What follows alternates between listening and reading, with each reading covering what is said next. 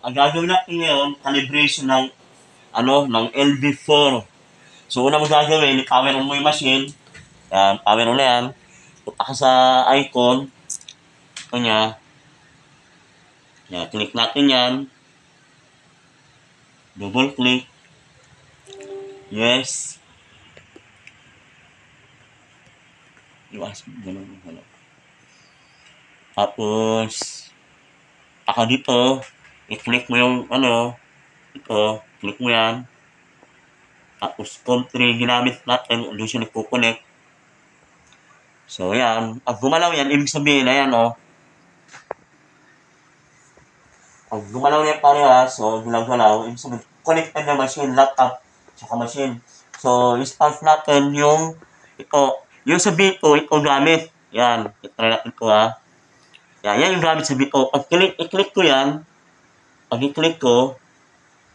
yan, lalabas dyan, incorrect calibration will disturb this settings. Okay. I-okay mo lang yan.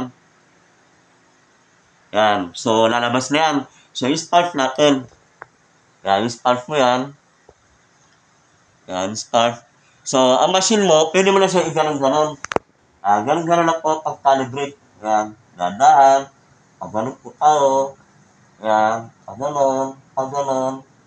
Yan. Yan, ibig sabihin, lahat ng sensor mo, active na.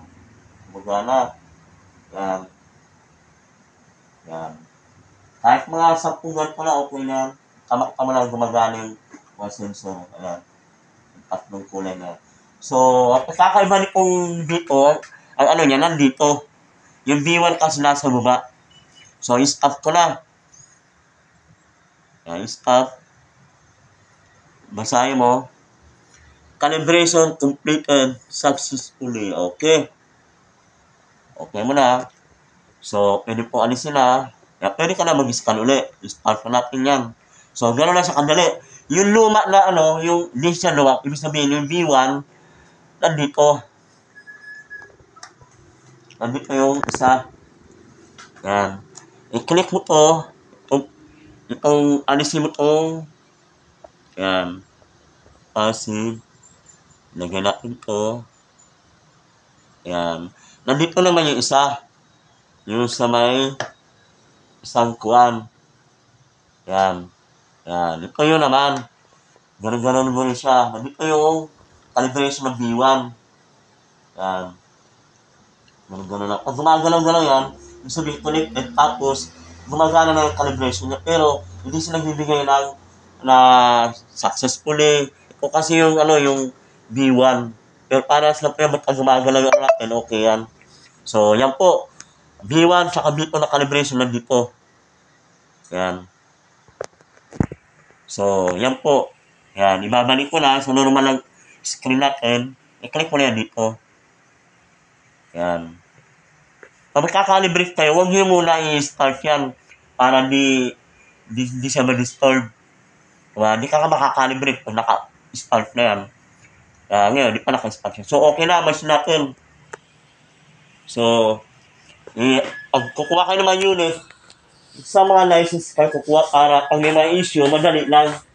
Madali ma-max lang kaagad. Yan. Tsaka license po tayo. Yan po.